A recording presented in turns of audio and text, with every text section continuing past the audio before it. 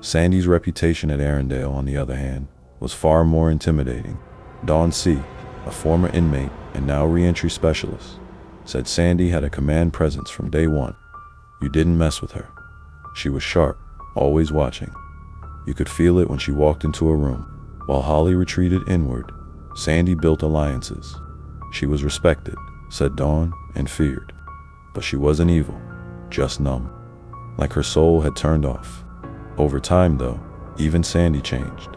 According to a 2022 corrections report, she had been incident-free for 5 consecutive years. She earned vocational certificates in welding and small engine repair. She requested to transfer into the faith-based dorm but was denied.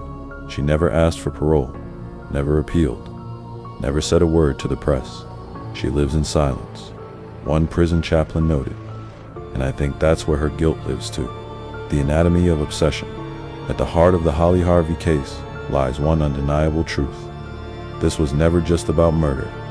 It was about obsession, isolation, and the catastrophic consequences of emotional starvation.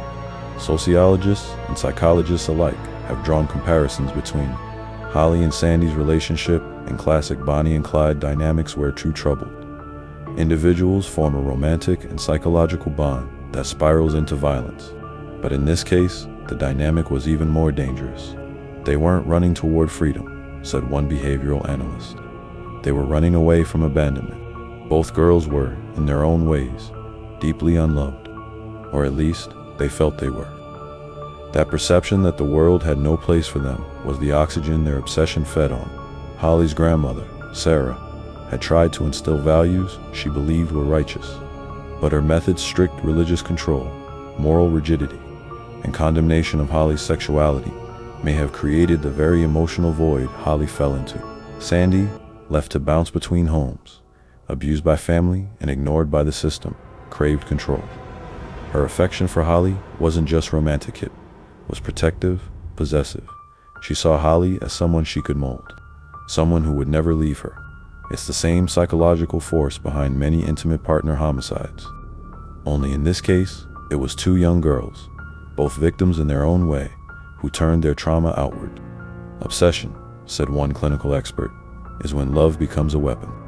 And that's exactly what happened here. The 2 knives they used were pulled from the Franklin family kitchen. Everyday tools turned deadly instruments. But the real weapons, some argue, were desperation and blind love. This wasn't a crime of greed. It wasn't even a crime of hatred. It was a crime of illusion to teenagers, so convinced that their pain could be erased by blood that they murdered the only people trying